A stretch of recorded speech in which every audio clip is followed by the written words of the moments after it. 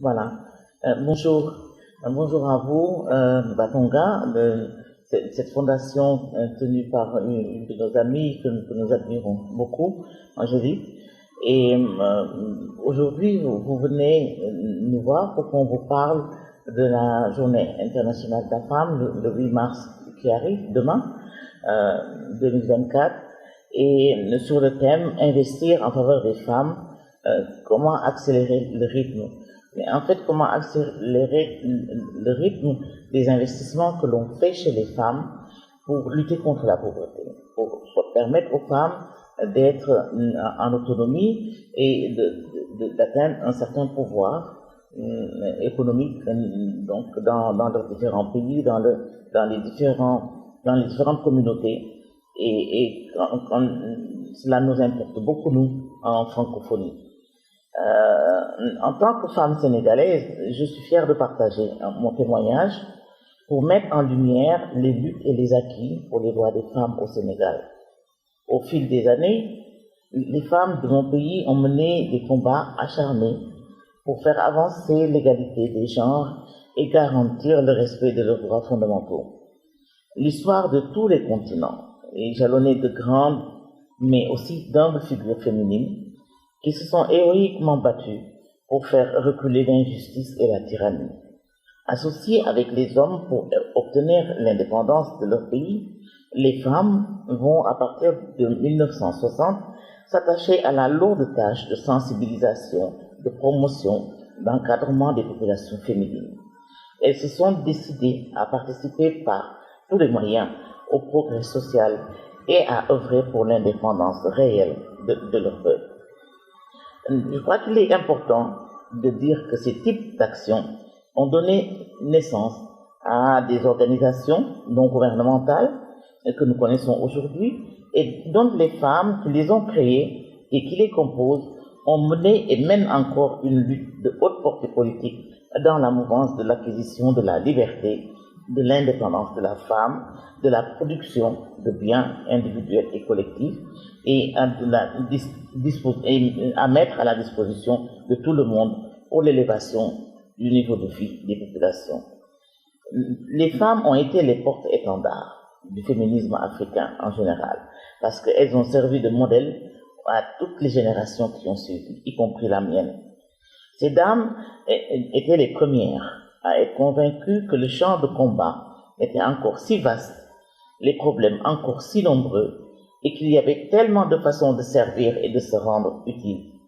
Car, et je cite l'une de nos grandes figures qui disait, je la cite, partout, en regardant autour de soi, il y avait à faire. Et en s'attachant à la valeur intrinsèque de l'exécutant, on donne beaucoup d'importance à la tâche qui était exécutée. Et ça, c'est une citation de Annette Mbaye d'Erneville, une de nos pionnières dans son ouvrage Femmes africaines, littérature, histoire et art du féminisme, action, travail, etc. Nous sommes donc témoins d'une période où des forces nouvelles ont émergé dans la lutte pour la promotion de la femme, contre les inégalités hommes-femmes, contre les violences basées sur le genre, etc. Les années 70 et 80, où, si vous le voulez, la décennie des Nations Unies, 1976-85, pour la femme, égalité, développement et paix, un quart de siècle au moins avant Pékin, avait déjà ouvert la voie à la légitimation de l'approche du genre, l'approche sur le genre, et faciliter la mise en place de lois et d'instruments juridiques au niveau international. C'est de là où est née la CEDEF ou la CEDAW en 1979, le PISDEC, le pacte international relatif aux droits économiques, sociaux et culturels, qui est rentré en vigueur le 3 janvier 1976. Mais les différents sommets aussi que nous avons vécu, d'abord la conférence de Rio, de Copenhague, de Caire, et avant d'arriver au Pékin, au niveau mondial, ont servi de cadre de combat des femmes pour leurs droits et ont permis de reconnaître le rôle déterminant qu'elles jouent dans le développement et la nécessité de leur participation équitable à la prise de décision pour asseoir un développement durable. La conférence de Pékin qui est venue après a quant à elle profondément marqué les organisations féminines au Sénégal et partout ailleurs, mais surtout impulsé le combat pour le droit des femmes. On ne peut s'abstenir de citer quelques femmes qui se sont particulièrement singularisées dans cette lutte pour la femme.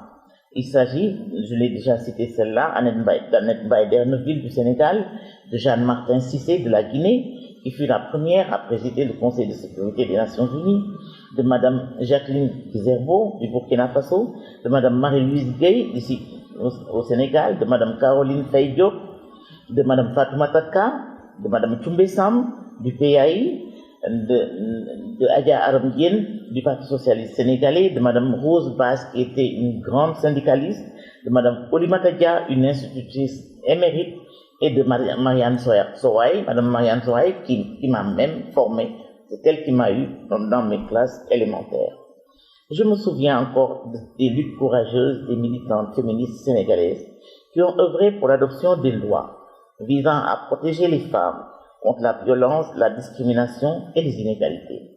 Grâce à leur détermination, des avancées significatives ont été réalisées dans des domaines tels que l'accès à l'éducation, à la santé, à l'emploi et à la participation politique. Les femmes sénégalaises ont su se mobiliser et s'organiser pour défendre leurs droits, faire entendre leur voix. Leurs actions collectives ont permis de sensibiliser la société sur les enjeux liés à l'égalité des genres et de briser les stéréotypes et les préjugés qui limitaient les opportunités des femmes. Grâce à ces luttes, des acquis importants ont été obtenus, tels que l'adoption des lois protégeant les femmes contre les violences, la mise en place des quotas avant qu'on en arrive à la parité politique. Des quotas ont été pris pour favoriser la représentation des femmes en politique, la promotion de l'autonomisation économique des femmes à travers des programmes d'entrepreneuriat et de formation. Malgré les défis persistants et les inégalités qui subsistent, je reste optimiste quant à l'avenir des femmes quant à leurs droits ici au Sénégal. Les luttes passées ont jeté les bases d'une société plus juste, plus égalitaire, et je suis convaincu que les femmes continueront à se battre pour faire progresser l'égalité des genres et garantir le respect de leurs droits dans toutes les sphères de la société sénégalaise. Ici au Sénégal encore, des avancées certainement ont été réalisées en matière de promotion des droits des femmes et d'autonomisation économique, d'accès à l'éducation et à la santé. Des politiques et des programmes ont été mis en place pour lutter contre les violences faites aux femmes, pour favoriser la participation des femmes à la vie politique et économique et pour promouvoir l'égalité des sexes.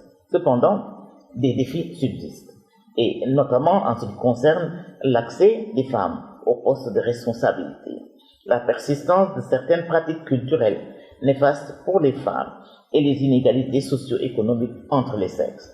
En Afrique en général, on observe une diversité de situations en fonction des pays et des régions. Certains pays ont progressé dans la promotion des droits des femmes, comme ici au Sénégal, et ont adopté des politiques favorables à l'égalité des sexes, tandis que dans d'autres, ils font encore face à des défis importants en matière de violences faites aux femmes, d'accès à l'éducation, à la santé et à la participation des femmes à la vie publique.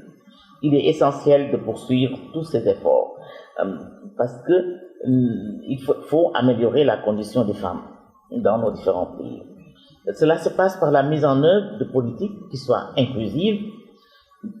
Cela passe aussi par le renforcement des mécanismes de protection des droits des femmes. Cela passe par la sensibilisation sur les questions de genre. Cela passe par l'autonomisation des femmes à tous les niveaux de la société. À l'instar de la communauté internationale, le Sénégal célèbre demain le thème, la femme en général, sur le thème mondial, investir en faveur des femmes et accélérer le rythme. Et nous, on dit investir en faveur des femmes, certainement, mais accélérer le rythme de la lutte contre la pauvreté. Et en accélérant ce rythme-là, les investissements en faveur des femmes devraient se faire, nous devons contribuer à créer un monde beaucoup plus juste, plus équitable, plus inclusif pour tous, en mettant ces investissements à la disposition de tout le monde. Et pour nous, il est temps d'agir de manière résolue et collective pour investir dans la promotion de l'égalité des sexes à tous les niveaux de la société et favoriser ainsi un développement durable et inclusif. Je voudrais terminer par quelques mesures qui pourraient être prises dans nos différents pays et en particulier ici au Sénégal si on veut accélérer le rythme de croissance, de croissance économique chez les femmes pour favoriser l'égalité entre l'homme et la femme. Il faudrait peut-être, je ne dis pas peut-être, je suis convaincu qu'il nous faut renforcer les politiques et les programmes en faveur des femmes. Les gouvernements de nos pays peuvent et doivent mettre en place des politiques et programmes spécifiques visant à promouvoir l'autonomisation économique, sociale et politique des femmes. Cela pourrait inclure des mesures telles que l'élimination des discriminations, la promotion de l'égalité des salaires, le renforcement de l'accès à l'éducation, à la santé pour les femmes, ainsi que le soutien à l'entrepreneuriat féminin. La deuxième chose que nous pourrions proposer, c'est la mobilisation des ressources. L'égalité femmes-hommes, la promotion économique des femmes demande des investissements et demande des ressources. Il est important de mobiliser des ressources financières et techniques adéquates pour soutenir les initiatives en faveur des femmes. Cela pourrait impliquer la création de fonds dédiés à l'autonomisation des femmes, le renforcement des partenariats publics-privés, ainsi que l'implication des bailleurs de fonds internationaux et des institutions de développement. On peut proposer également le renforcement de capacités, parce qu'il est essentiel d'investir dans le renforcement de capacités des femmes en leur fournissant des sessions de formation, des sessions de mentorat et en leur donnant des outils pour développer leurs compétences et leur leadership. Cela pour contribuer à accroître leur participation dans la vie économique et politique et sociale de leur pays. Enfin, il faut sensibiliser et faire un plaidoyer. Sensibiliser le public, les décideurs publics, les médias, la société civile sur les enjeux qui sont liés à l'égalité des sexes et à l'autonomisation des femmes, ce qui est essentiel. Un plaidoyer fort en faveur des droits des femmes doit contribuer à mobiliser un soutien accru et encourager des actions concrètes en faveur des femmes. Je ne voudrais pas ne pas citer le suivi et évaluation parce que cela nous manque dans la plupart de nos programmes. Il est important de mettre en place des mécanismes de suivi et d'évaluation de nos programmes pour mesurer l'impact, les progrès, mais également les enjeux qui subsistent encore quand on investit en faveur des femmes. Cela permet d'identifier les progrès réalisés certainement, les défis qui sont rencontrés et les ajustements nécessaires pour accélérer le rythme vers l'égalité des sexes. En mettant en œuvre ces mesures, les pays peuvent contribuer à créer un environnement plus inclusif, plus prospère pour les femmes et à promouvoir une société beaucoup plus juste et plus égalitaire pour tous. Les investissements en faveur des femmes représentent des enjeux globaux importants qui ont un impact significatif sur le développement socio-économique, sur la stabilité politique, sur la justice sociale. Les investissements en faveur des femmes revêtent une importance critique pour relever les défis mondiaux actuels et construire un avenir plus juste, inclusif et plus durable pour tous. Quelques-uns de ces enjeux sont la réduction des inégalités, le renforcement de l'économie, la promotion de la paix et de la sécurité, le renforcement de la démocratie et des droits de l'homme, les investissements en faveur des femmes qui visent également à renforcer la démocratie, et c'est le cas de le dire actuellement ici au Sénégal, renforcer les droits de l'homme, renforcer l'état de droit en favorisant une plus grande participation des femmes dans la vie politique, beaucoup plus grande prise de décision et la défense de leurs droits. Cela contribue à promouvoir une société certainement beaucoup plus juste, plus égalitaire et plus respectueuse des droits de tous. Voilà ce que je voulais dire comme juste témoignage de ce qui s'est passé ici et ce qui se passe maintenant.